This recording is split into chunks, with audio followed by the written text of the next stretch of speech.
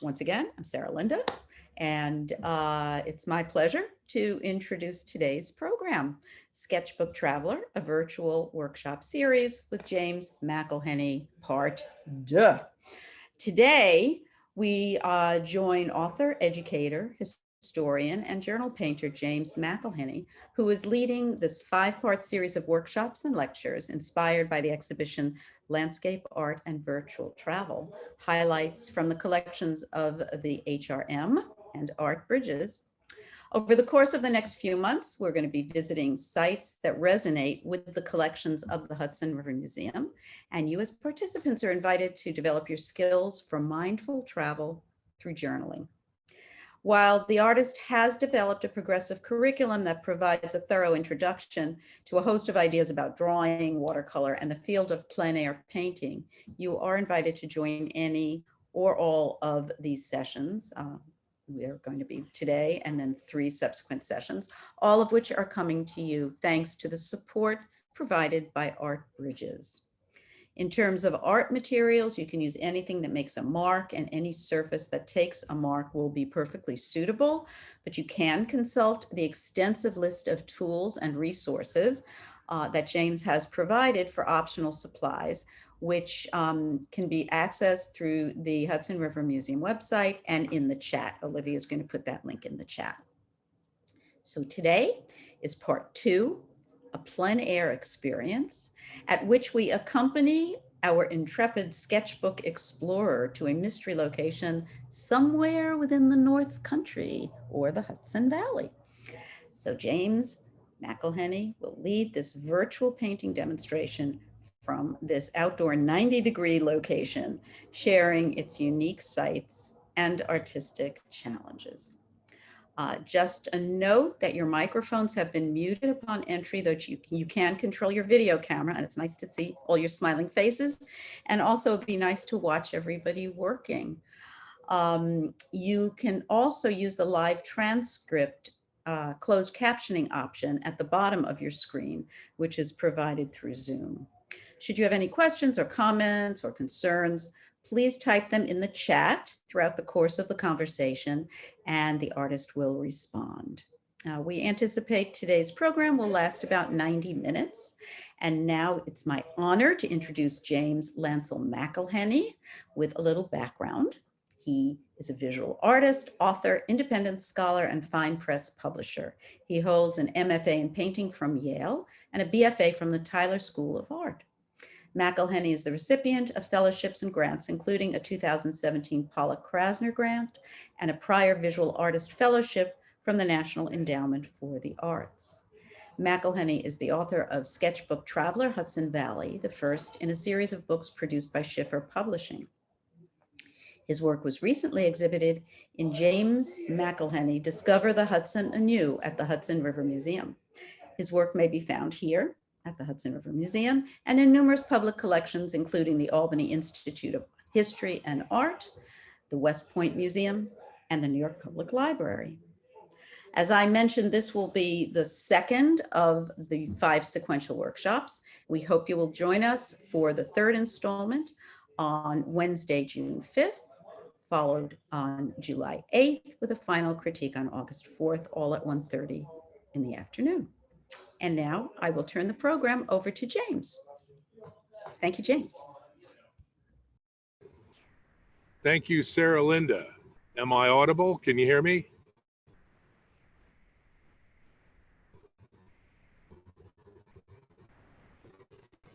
Have we got audio?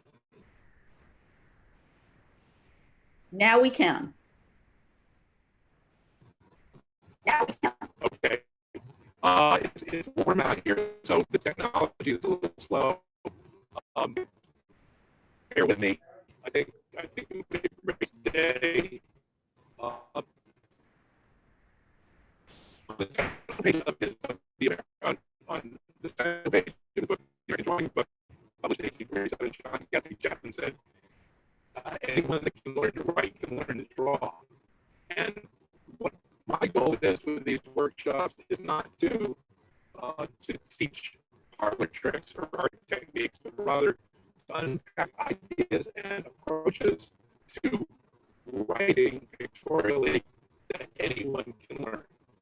And doing so, carrying a sketchbook on your travels or just even on the trip to your backyard, you can use the process of drawing and writing to deepen your understanding of nature and your surroundings, heighten your awareness of the environment, and in ways that might promote ecological civics and appreciation for history, science, and the world around you. So, without further ado, I'm going to ask Olivia if the first thing would be a video, kind of a lecture. I would encourage you, if you don't have anything to write with or to draw with, why don't you take a moment to get a pen or a pencil.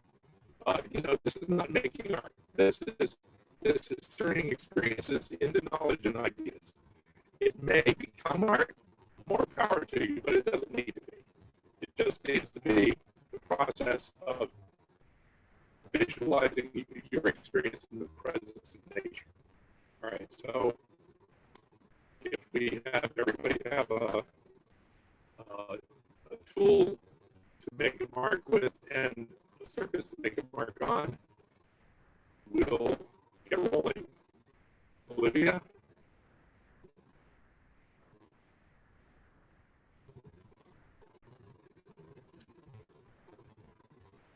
Standing by. Hold on.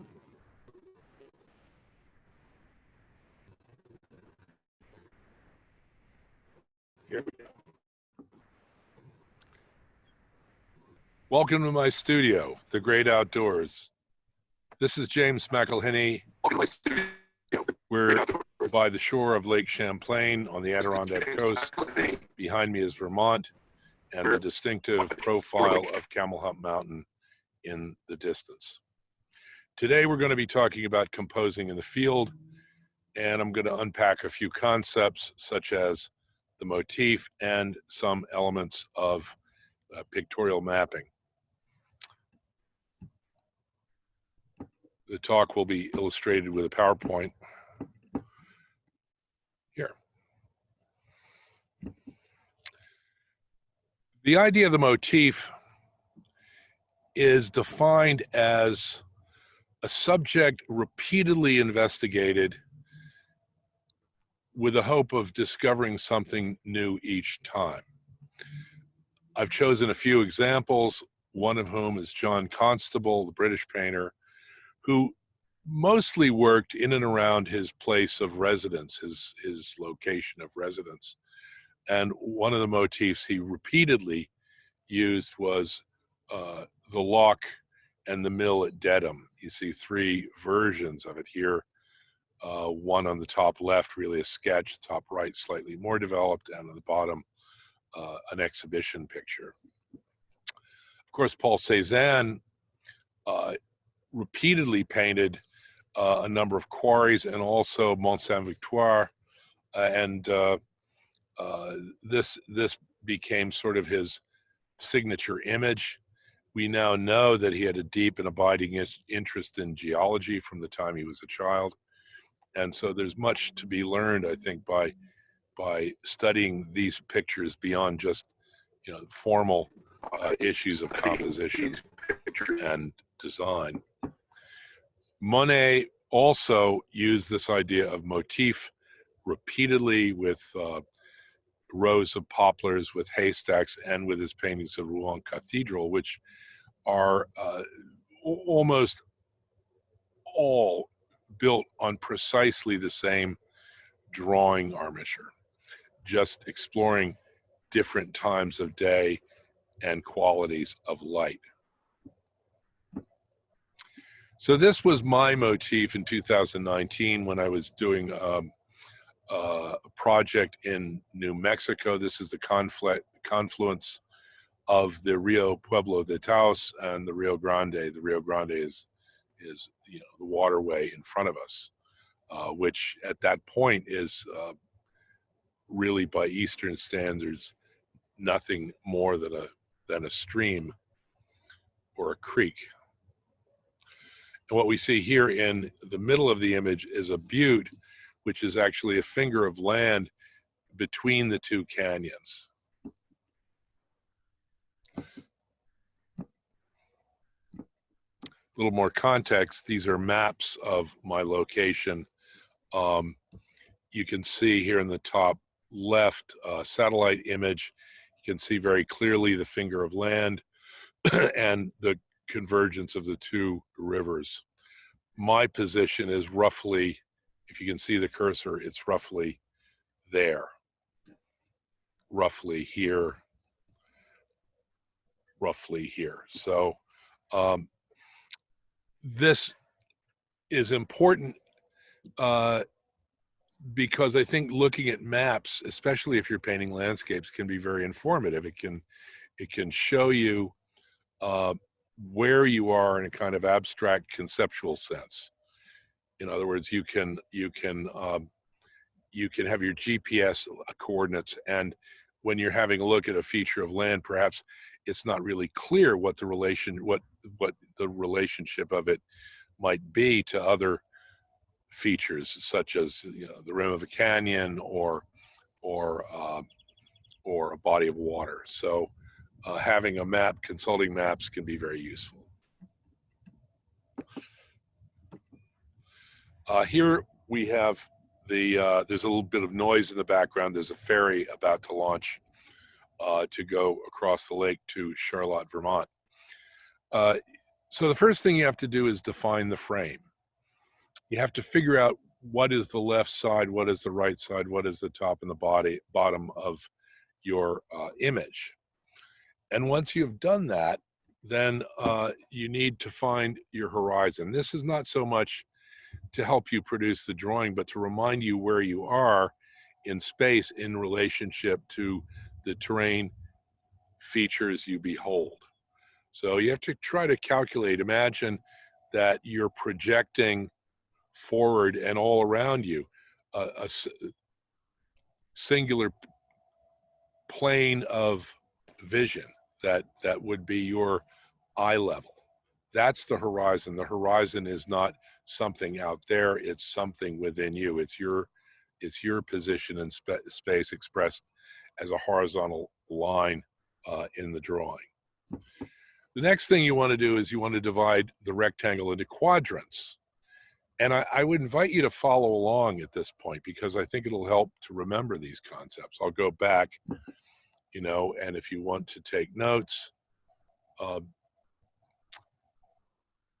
we have the image. You've all been sent the image. You can try to interpret it yourself as I'm unpacking this slideshow.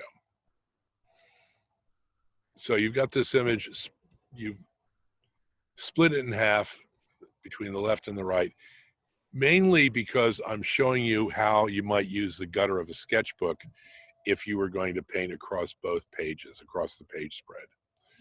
So you've established your horizon. The next thing you want to do is you want to establish quadrants. And quadrants are those parts of the rectangle that add up to 4. So you've got the left, right, top, bottom, and I would challenge everybody when you have a look at each quadrant, try to find the image, try to find the story, try to find, for instance, here, there's a kind of pleasing shape, confluence of shapes, the sky meeting the earth down here in the lower left. We have this conversation between I think it's a mesquite bush and a boulder. In the lower right quadrant, we've got the river and the rock, and the top right, which is kind of the dominant quadrant, we have this steep and high elevation, this butte, and then of course the distant rim of the canyon of the Rio Pueblo de Taos. I'll leave that slide on for a minute if you want to make a sketch. So just here, basically 2 shapes. Here, an interesting feature of geology.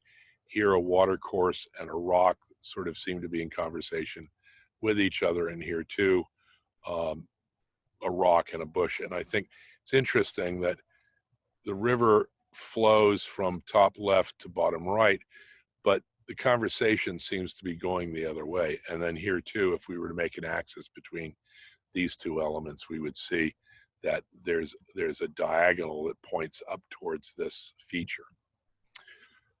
Okay, now the other thing you want to do is you want to divide the rectangle into ninths, which gives you these 4 points, which, as anyone who has ever taken a photography course knows, is called the law of thirds. These are alternate targeting points to keep one from going right to the middle of the rectangle to frame your subject. And the way this is done is you have your quadrants, you draw a line connecting where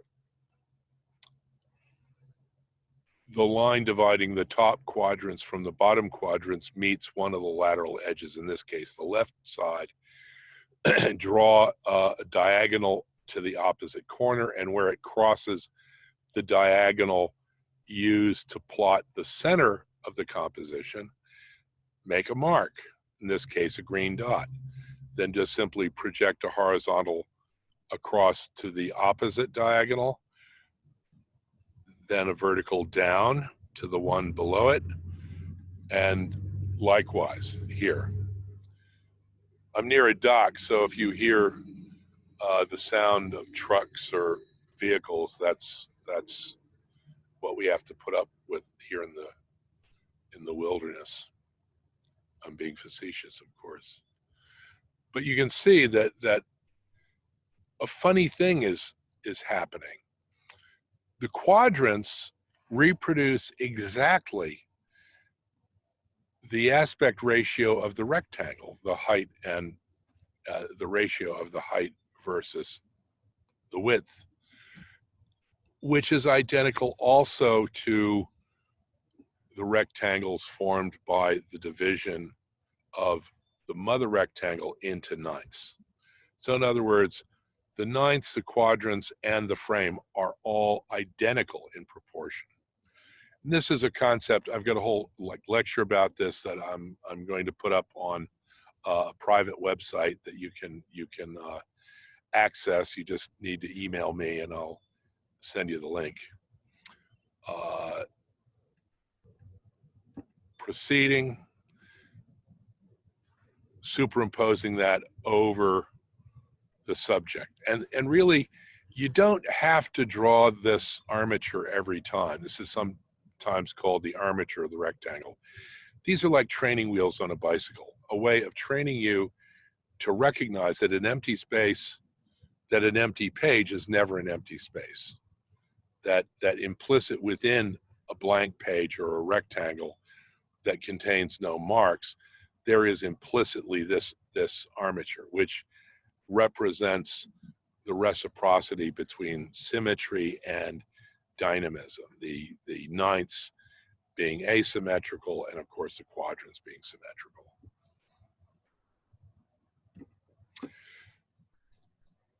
We're going to take away all those plotting lines. We're just going to leave the law of thirds points that have now turned red, just to remind us where they are. And we're also going to be mindful of, even though the quadrants no longer exist in the image, we're going to be mindful of what's happening the top right, bottom right, top left, bottom left. And what one can do is to pick salient features in the terrain, like events where one, like a hillside is crossing another one, is spatially in front of another one. They overlap, such as this, or else the crest of this butte here, or else again another overlap here. But these are where the form changes. This diagonal comes down, there's this arc here, and then this is the rim of the canyon leading up to this point. So what you can do is, if you know what features correspond with the corners of your image, you can just simply hold up your pencil, take out a pencil and just, or a pen, and just simply hold it up to try to reckon the angle.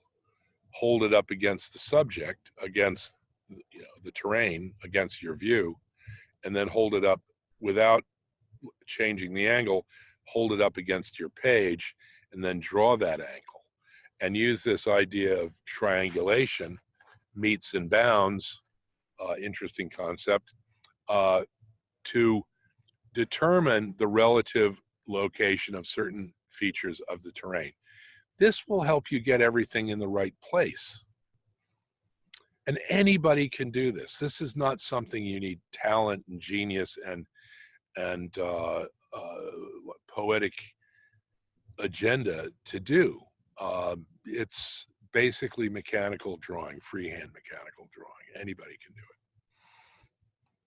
it. Try it. The next thing you want to do, now that we've found these 3 points, and of course you can use the same method, not a technique, method, to locate almost any feature within the composition. Once you've got an anchor point and 2 or 3 other reference points, you can use this idea of triangulation to figure out where everything is and just plot it. Just plot it as one would a map. And so here what I'm doing is I'm finding alignments with certain terrain features and just trying to see where they take me. For instance, this to this obviously comes sort of here, and there's this this point related to the law of thirds. The rim of the canyon, if we follow it all the way across, hits the corner where the boulder meets the edge of the frame. If we draw another vector over to this corner, it goes through this rock, which lines up perfectly beneath these 2 law of thirds points, and so forth. And this is less mechanical, but it's just another way of trying to figure out where everything is before you start trying to make a picture. The minute you start drawing shapes and start trying to describe certain terrain elements in a pictorial way, you'll soon be lost. You want to create an armature, you want to create a framework upon which to build your drawing or painting. So here we've stripped away the image, and here we have the undergirding, the abstract undergirding beneath the image. This is the framework upon which we're going to build the image. So here's our horizon. Here are those 3 points we plotted and the other alignments. We can begin to see the image. At least this is enough information. You might want to carry the process a little further. It all depends upon your level of confidence and how well you understand what you're looking at. So if you looked at the map, if you've gone to the place, decided what you want to describe through drawing or painting, and remember, drawing is just another form of writing. What kind of story do you want to tell? What are you looking at? What do you want to see appear on your page? What do you want to learn from that experience? And so once you know the view shed, then you look at a map, you define the boundaries of your image, the frame, you establish a horizon just to remind you where you are in relationship to what you're looking at, and then start mapping salient points and looking for alignments that'll bring you to something like this. And then the next step would be, of course, to try to delineate an image. Now, here I have replaced the strong colors used in the diagram with very light gray, sort of in imitation of a 4H pencil. Something that's not going to compete with what comes next, something that's going to step back and let other marks take over. And so here, this is not really my technique or my style, but what I'm doing here is I'm taking a cartographic approach and using some of the methods like the broken line or the chain of dots that were used by British military topographical artists and also cadets at West Point were taught this, and to use dots. I was at the Bradley Library at West Point and saw this beautiful drawing of an artillery piece, and it was a freehand mechanical drawing, and if you put a glass on it, you could see that the whole thing had been done in dots. He just literally connected the dots. So look, the other thing is not to erase. If you draw with a broken line or a very loose mark, you never need to carry an eraser because there's never going to be a mistake. They're only decisions, and you might change your mind. But if you remove an error before you correct it, you're just going to make another mistake. So try to learn how to do this without an eraser. And of course, the drawing you see here is done with a marker brush, a micron brush pen. So there are no corrections. This is just putting it down there carefully and trying to really understand the space. So here, look, I can see there's this conversation going on now between this rock, this shrub, and this boulder. You know, this angle of the hill sort of lines up with the river. This sort of, the edge of the canyon leads us to the top of the bush and over to this boulder. And all of that sort of echoed by the diagonals here and here. And then there's this big swell of land that is part of the bluff of the Rio Pueblo de Taos, the rock fall under the cliffs here, the edge of the canyon. And so all of a sudden it begins to make sense. Now I have an idea, and I can continue working on this if I so choose by introducing color, or I could continue to map and discover new specific features. So there we are. There's the horizon. And the horizon, to repeat, is not a physical thing that you can actually see. It is your location in space relative to what you behold, expressed as a horizontal line.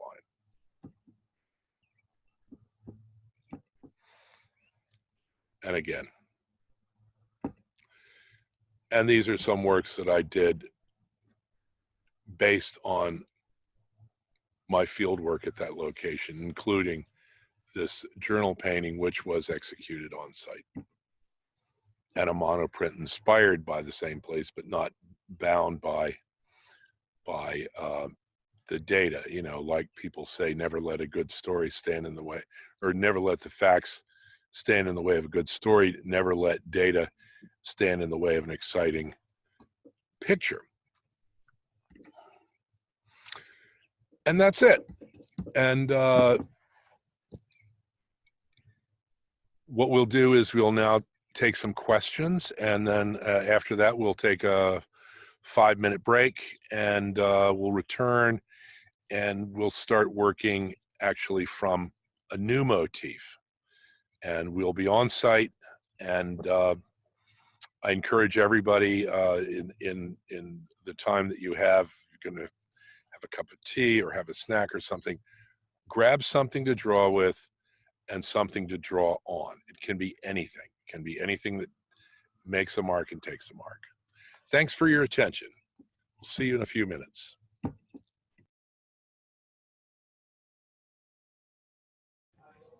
So thank you, James. And I was wondering if anybody had any questions. I don't see any questions in the chat. Do you, Olivia?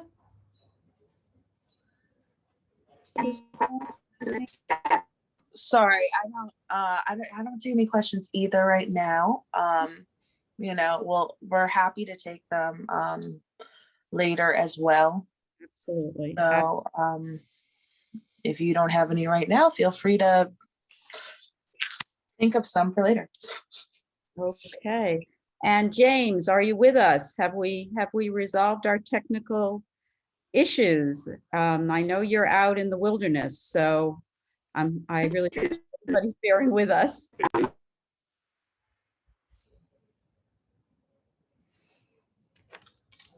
It appears we still have some difficulties here. So Do we want to take our 5-minute break now? that's what I'm thinking, and So we can figure out our difficulties. we will work on that. So yes, please do follow James' suggestion. Grab maybe an iced tea, stretch your legs, and come back in 5 minutes, and hopefully we will have this resolved. But there's much more to come, and thank you all so much.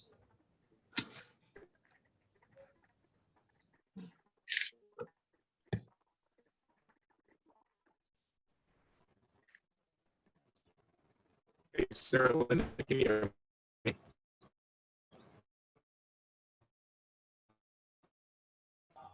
Just barely, yeah.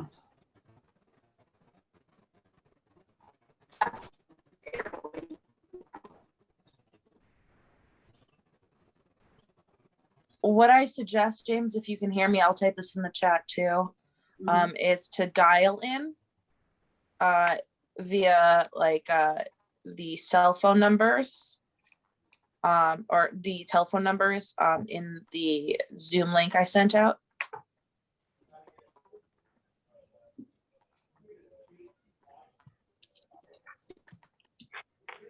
I know it's a little bit tricky, but let's see if we can figure this out. You might need to sign out and then, or if you click on the audio, Are you there should be a little arrow button. Yes. Hi, can you hear me, James?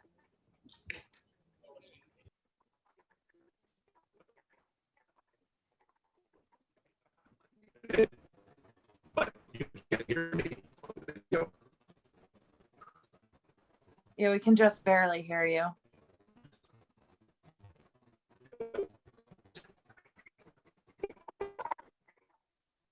There's an option that says switch to phone audio if you click on the arrow next to the microphone button, which gives you the option to dial in.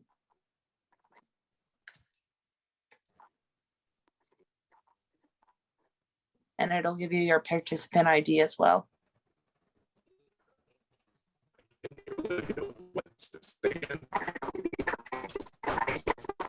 Olivia, could you repeat that to James, please? Yeah, I certainly can. Thanks. So if you try and dial in, it might work a bit better.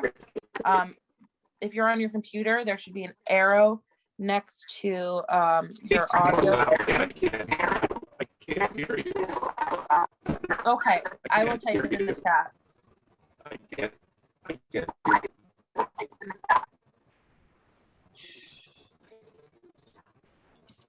How can I dial in? It's not going to work. I mean, I can dial in. I can try dialing in on FaceTime, but is that going to?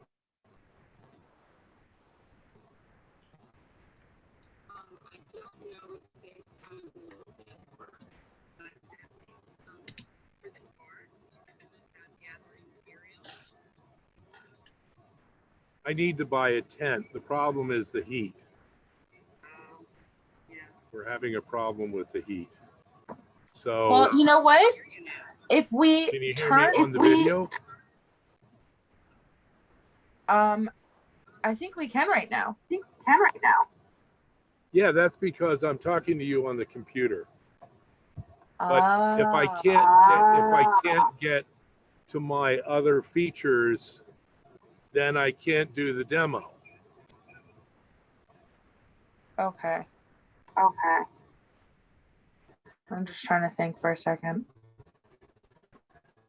So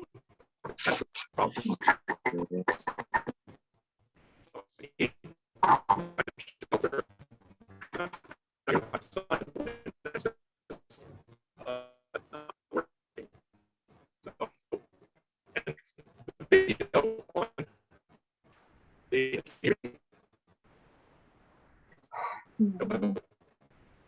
Yeah, no, I'm just thinking for a second.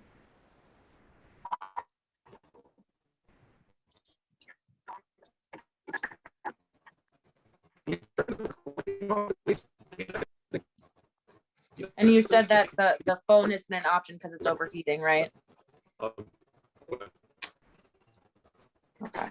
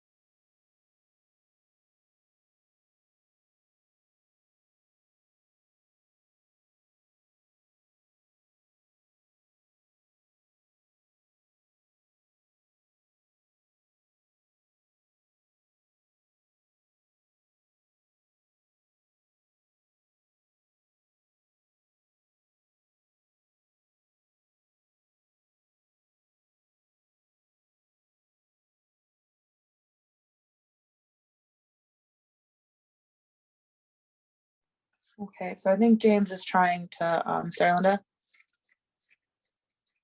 Yes, he's good. Well, this is like a little behind the scenes, everybody. Yeah, James's laptop is overheating. This is a first, and he is trying to sign off and then sign back on again. So we're trying to figure out how to move forward in the best way possible for everybody. And thank you again. Okay. yeah. So what I'm gonna do is I'm going to share again the materials list, because that was going to be the next thing that Oh, that we were gonna go through. Correct, Sarah Linda? That's what I have written down, is that we were gonna talk about materials and then roll video 2. okay. So James is trying to sign back on, Olivia. Let's just. Okay, let's just take a look, and if it's going positively, we can move forward with that, and if not, maybe we can roll video 2. Exactly. Yeah, Okay. James, I don't see you. Yeah, he's not in the waiting room yet. Thank you all for bearing with us during these technical difficulties. You know, out in the field, it's always a bit trickier to try and get everything together.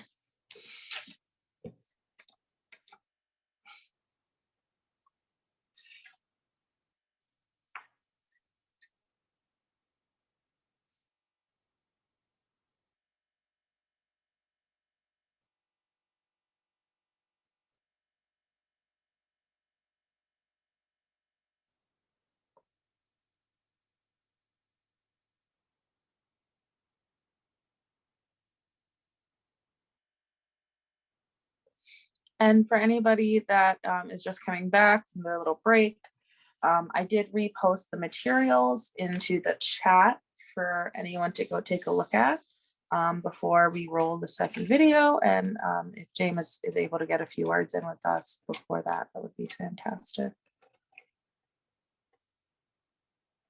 And in this materials list, James has put everything from the types of brushes he likes, markers, different organizations, and I believe also some general interest, books for anybody to take a look at, which is fantastic.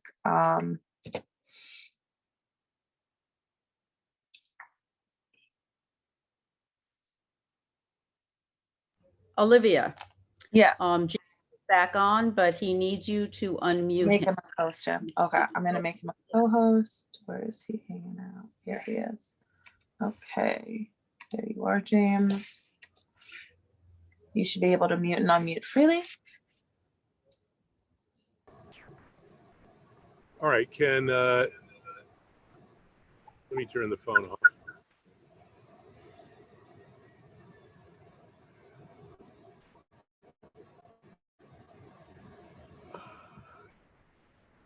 Can everybody hear me? We do hear you, James. Welcome back. Okay, thanks. Yeah, technical problems, like working in the field sometimes, the equipment overheats. So it's if you saw my steampunk Goldberg array of gadgets, you would think of it out of my mind, and I may be. But what we're going to do now is, if everybody has tools to draw with, what's going to follow is another lecture, which is a video recording, and you can follow along with this lesson and really kind of prepare for what I'm going to do live when it ends. So, Olivia, without further ado, you roll video number 2.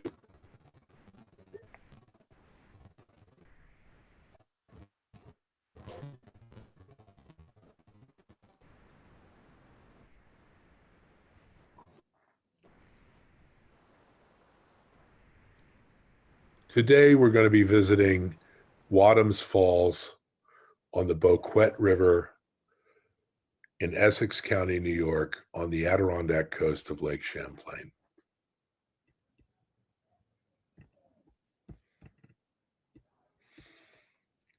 On the left of this slide, of course, you can see the signature image for this workshop series, and on the right, a view of the falls we're going to be looking at today. The economy of the region since colonial time had relied heavily upon lumber and logging, shipping, and agriculture, but in the 19th century, rich deposits of iron were discovered in the Port Henry area. Mines were opened, and the Split Rock Mining Company attracted investors such as William Marcy, aka Boss Tweed. This painting by Homer Dodge Martin of the iron mine at Port Henry from 1862 now resides in the Smithsonian American Art Museum. It shows the tunnels bored into the cliff and the tailings reaching down to the lake. The iron from these mines made their way into forges, shops, and factories along the Boquet, Osable, and Saranac rivers, where it was turned into tools and nails and other goods.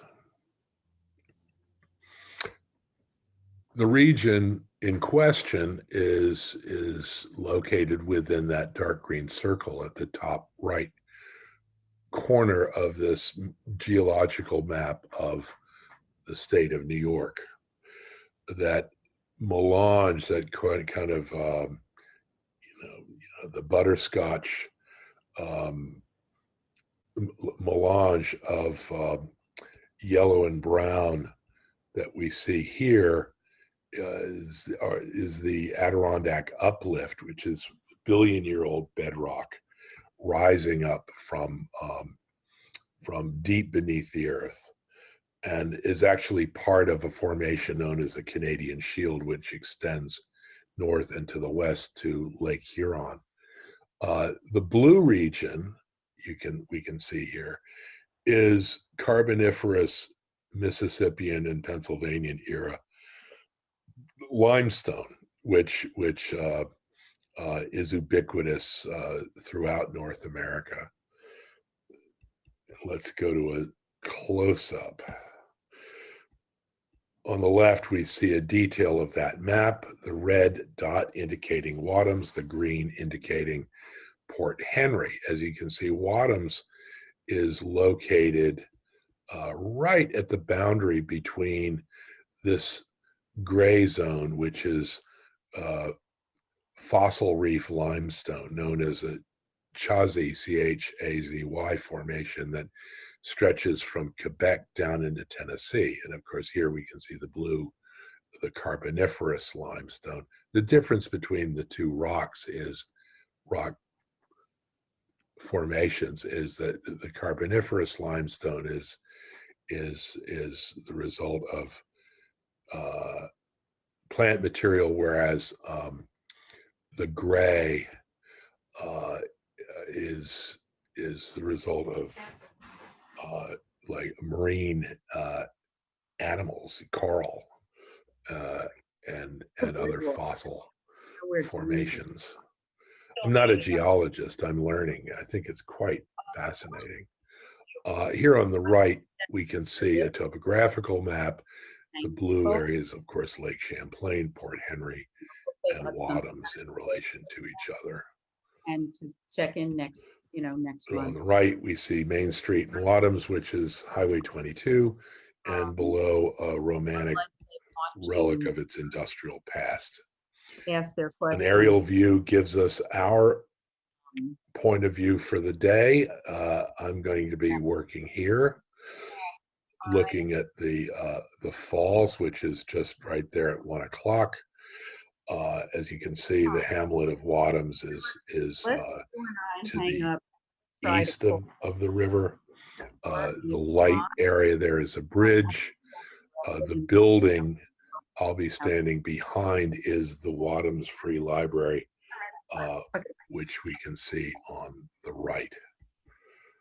I'm doing this just to give you a sense of where we, as it were, are going to be located today. Because we're not able to do this live, I'm trying to create a sense of the environment for those of you who are watching this online. Behind the library, we have a couple of these Adirondack chairs, and of course, the red dot indicates my point of view for today's session. Okay, 2 different shots of the falls. And another one from the bridge. Here I'm standing on the Route 22 bridge, looking north in the wall, and we can see the falls and this sort of rocky outcropping where I'll be standing. Now, if I were to walk across the bridge and look south, maybe a month ago, this is what I might have seen. The very turbulent river and this giant mill race, this giant iron pipe leading into this building that once produced horse nails and now produces surplus or auxiliary electricity that helps to supply the region with power. And here is the motif. Now, I'd like everybody to make sure they have something to draw with and something to draw on. If you want to take a minute, we can wait for a moment while you find anything, scrap of paper, pencil. If you have a notebook, grab it, sketchbook.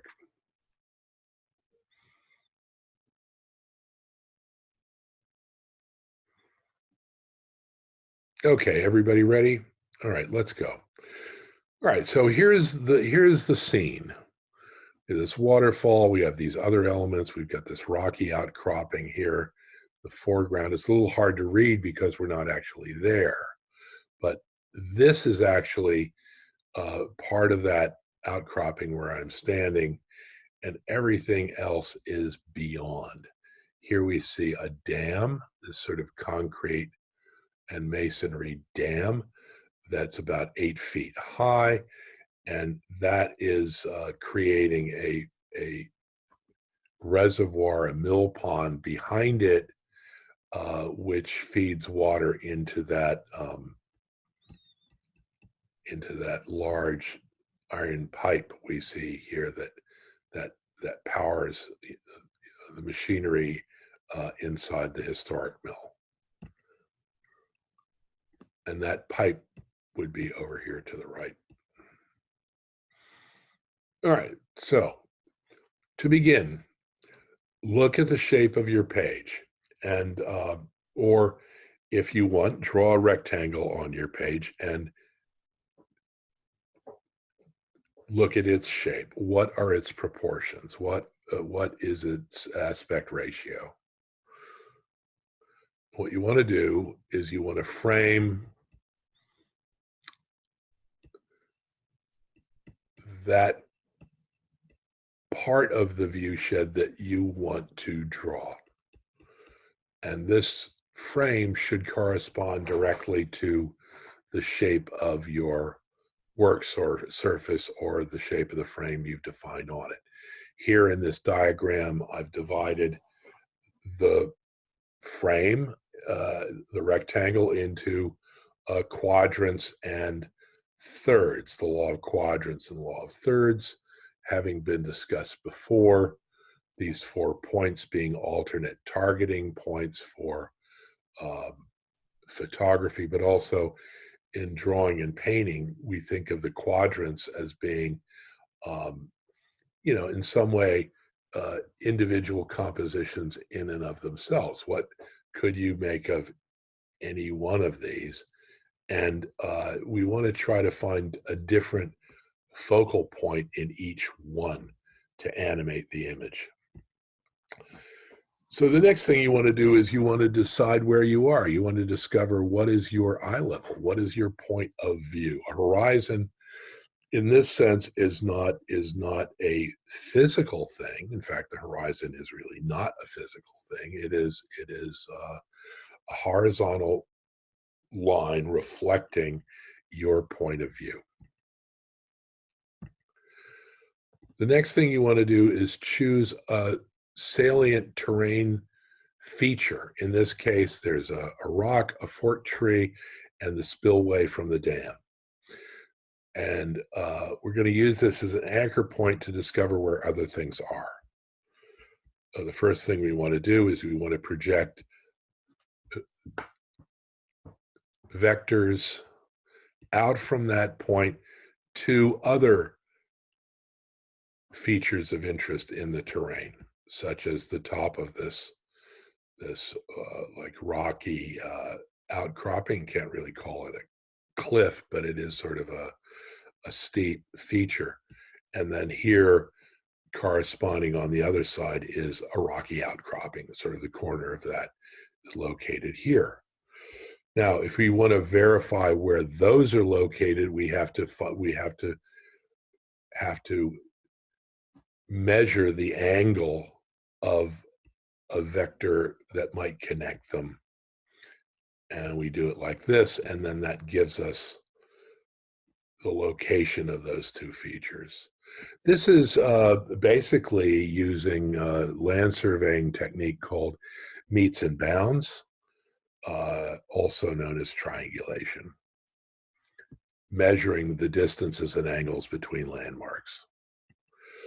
We just repeat the process to discover, say, the height of that tree or the base of the falls. So this is something we could do for almost every feature in the terrain. It might get a little confusing, but you want to just do it enough so that you begin to get a sense of where you are and where different things are located, so that when you actually start describing them, you're not going to ambush yourself with misjudgments. And there we go again. There we're back to Wadham's Falls. So if we try to remember what's here,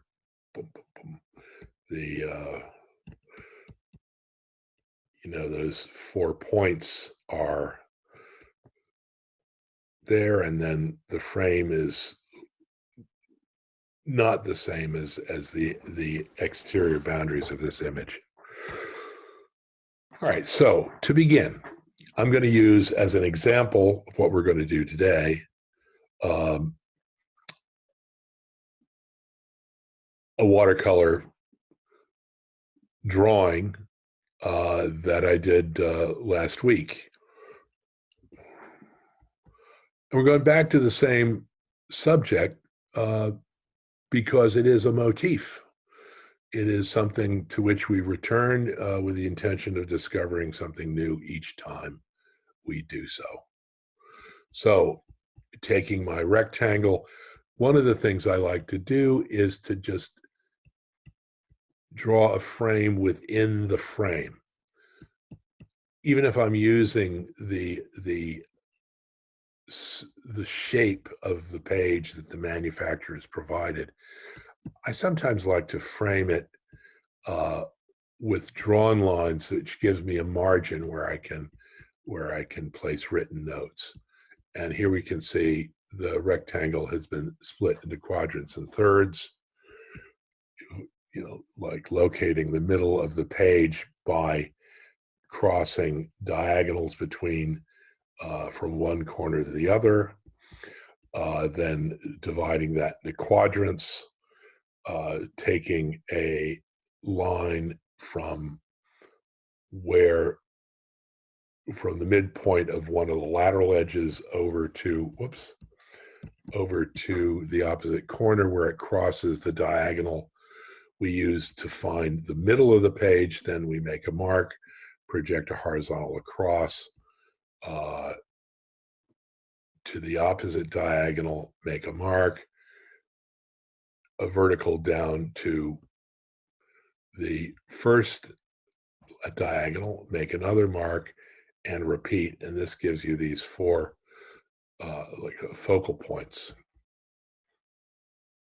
representing the concept of the law of thirds. So here's applying this idea of meets and bounds, just like looking for the distances and angles and trying to plot different features in the terrain. Elaborating it a little bit further. Light marks, loose marks, no outlines. I would encourage you to use a broken line or a very sketchy line at first because, you're exploring an interrogative line.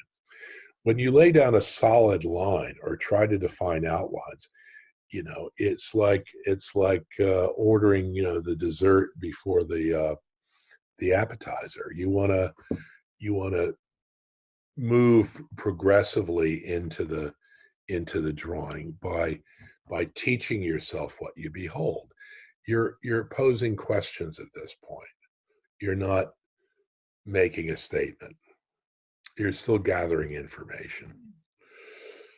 Okay, once we have a kind of linear armature established, one thing we could do is to divide the image into zones of warm and cool, which I'm doing here with ultramarine blue mixed with ivory black and obviously a lot of water, and then a yellow ochre. Just a very broad wash, just to begin to divide the image into areas of light and dark, and warm and cool. Not light and dark, warm and cool. Here's another piece. This was for the demo I did with the Albany Institute of History and Art last Saturday, and slightly different point of view. Our work today is going to be more like this, I think, than or at least the motif will be more like this than this. Because here I'm standing right on the corner of this outcropping, and I would not, with all my equipment and everything, I don't think I'm going to be able to do that. But what I'm doing here is I'm taking this underpainting and elaborating it with cool washes. And here we're using the idea of simultaneous contrast of color, light, dark, warm, cool. The natural innate color wheel value of yellow is lighter than blue. So it gives us a natural kind of light dark contrast, or we could go yellow to violet, violet being its complement. But both blue and violet are much darker colors than yellow. And so just, very carefully not coloring in, not following the lines, but being in dialogue with them. Because the way I look at the function of line is an expression of reason. It's an expression of curiosity. It's an expression of analysis.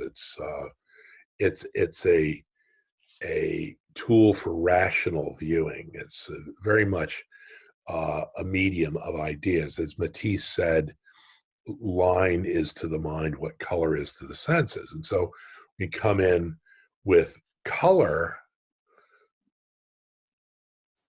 and here starting to elaborate tonal contrast, light and dark, with a cool color, leaving the underpainting, which is a warm color.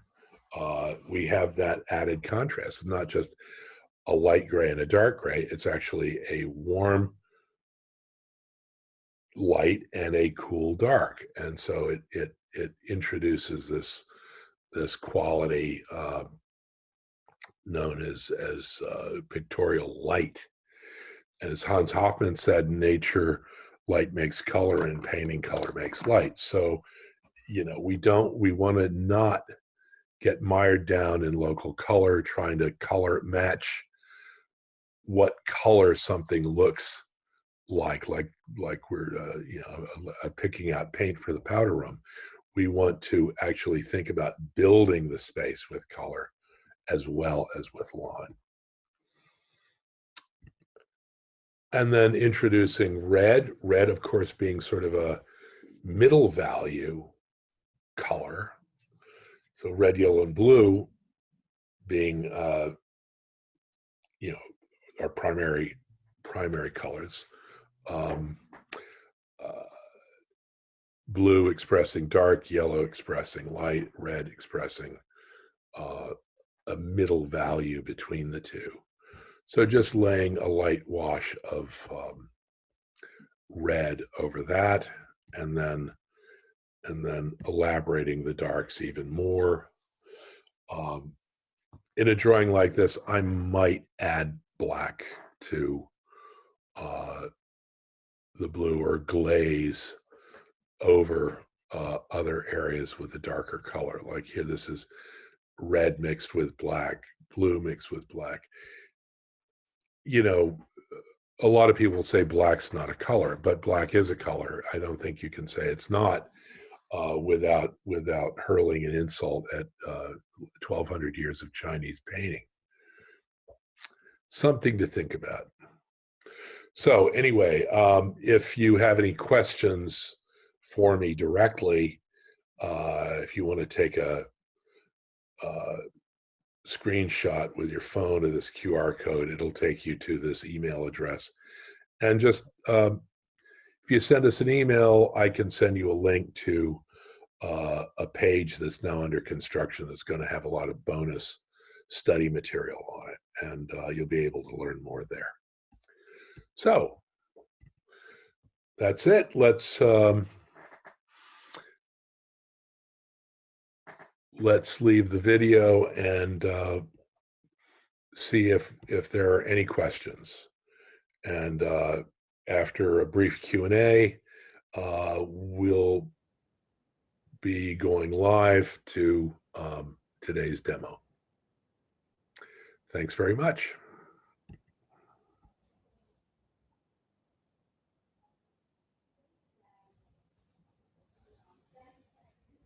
Thank you again so much, James, and thank you all for hanging in there. Sorry for the confusion with the muting and unmuting. We're trying to, give you the best possible experience today and in the future. So, James, I see you there. Are we going to be able to hear you? The moment of truth. Now you need to unmute.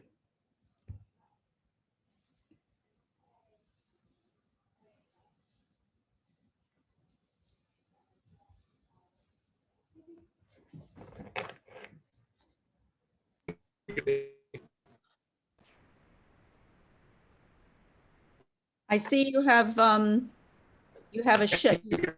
put a shelter up, but start talking and we'll see how it goes.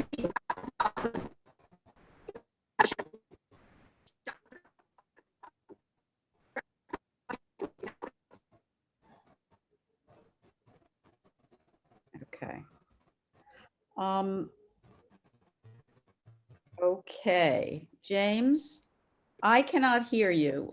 By a show of hands, if you can let me know, are you having trouble hearing James as well? Okay. I was somehow hoping that it was the problem with my internet, but I guess not. James, if you can hear me, could you raise your hand, please? Hmm. Sarah Linda. Yes, Olivia. Okay. Oh wait, James, we see you now, which Yeah. is good. So Do you want to try talking to us over the computer audio real quick so that we can make out what you're saying? we'll try this and see if it works. You hear me?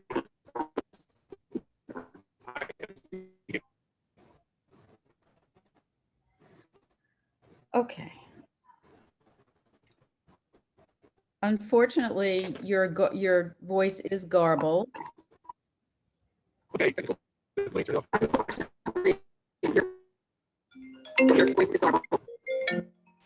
Hold on.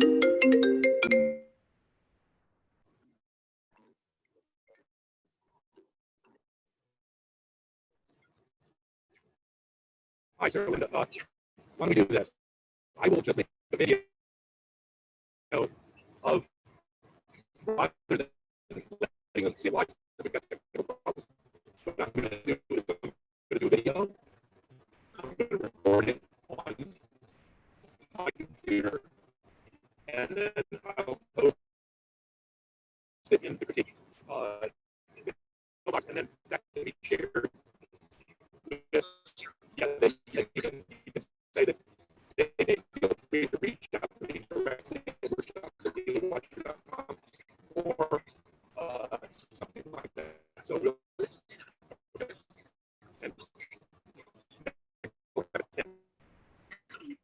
Okay. Okay, I just spoke with James and here's the plan because we really don't want to impose on your patients any longer. He is going to make a video of the demonstration that he was going to do live for you. And it will be, we tried, right? And we send